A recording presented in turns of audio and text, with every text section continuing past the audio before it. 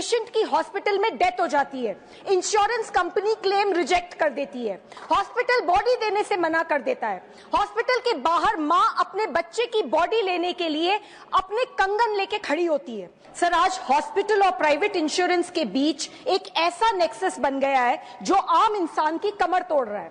Sir, दूसरी ओर TV पे ads देखिए, इंश्योरेंस कंपनी सेलिब्रिटीज से प्रमोशन कराते हैं, मिनट्स में अप्रूवल दिखाते हैं, पॉलिसी साइन करवाते वक्त आप भगवान हो, उसके बाद आप सिर्फ हॉस्पिटल और इंश्योरेंस के बीच की एक टेनिस बॉल हो।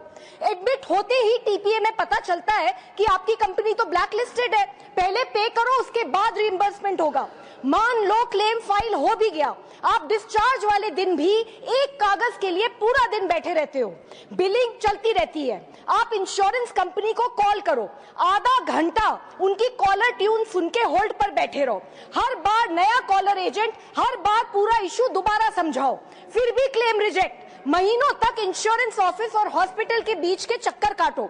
सर, इरडाई के मुताबिक 2024 में 26,000 करोड़ के इंश्योरेंस क्लेम्स रिजेक्ट हुए, जो कि पिछले साल से लगभग 20% ज्यादा है।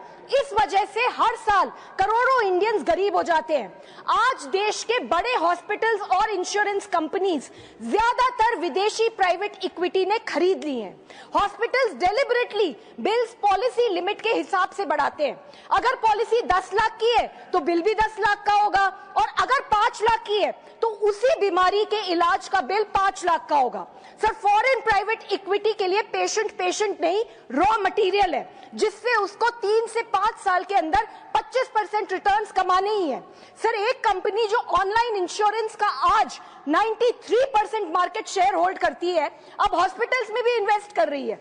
एक ही कंपनी इंश्योरेंस भी बेचेगी, हॉस्पिटल में एडमिट भी करेगी और क्लेम्स भी प्रोसेस करेगी। There is no regulatory wall here. Sir, India के दिव्यांग नागरिक तो इस सिस्टम से पूरी तरीके से बाहर है। 80% के पास हेल्थ इंश्योरेंस है ही नहीं, अप्लाई किया तो भी बिना किसी एक्सप्लेनेशन के सीधा rejection. Sir, this is discriminatory and illegal.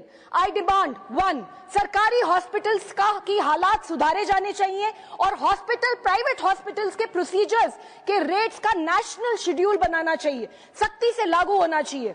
2, foreign private equity Indian hospital में 26% से ज्यादा हिस्सा सरकारी परमिशन के बिना ना ले पाए।